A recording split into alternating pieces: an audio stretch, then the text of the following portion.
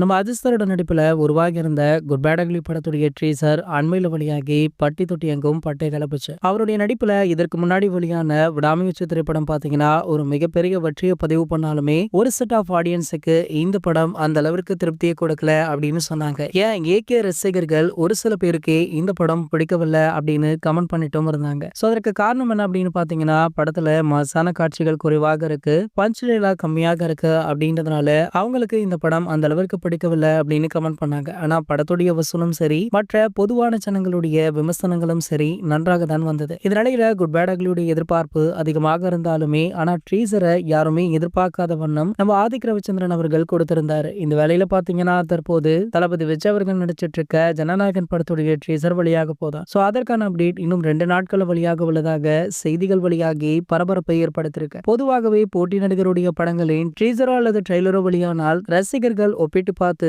சண்டை போடுவதுண்டு. சோ அஜித் சாருடைய படத்தின் ட்ரீசர் வழியாகி ஒரு மிகப்பெரிய சாதனையை படைச்சிருக்கு. இப்போ தளபதி படத்துடைய ட்ரீசர் வழியாக போது கண்டிப்பாக ஒரு மிகப்பெரிய வாரே நடக்கும் அப்படின்னு எதிர்பார்க்கப்படுது. அந்த வகையில ஜனநாயகன் படத்துடைய ட்ரீசரை எந்த அளவுக்கு ரீச் பண்ணலாம் அப்படின்னு தளபதி ரசிகர்கள் தற்போதே கணக்கு போடவும் ஆரம்பிச்சுட்டாங்க. சரி, ஓகே, உங்களை யாரெல்லாம் இந்த படத்துடைய ட்ரீசருக்கு ஆவலுடன் காத்துட்டு இருக்கீங்க அப்படின்றத கீழே உள்ள கமெண்ட் செக்ஷன்ல கமெண்ட் பண்ணிடுங்க. மேலும் இது போன்ற தளபதியை பற்றி வெளியாகும் அனைத்து செய்திகளுமே நீங்கள் உடனே தெரிஞ்சுக்க நம்மளுடைய தளபதி டாக்கீஸ் அப்படின்ற நம்ம சேனலை சப்ஸ்கிரைப் பண்ணிக்கோங்க.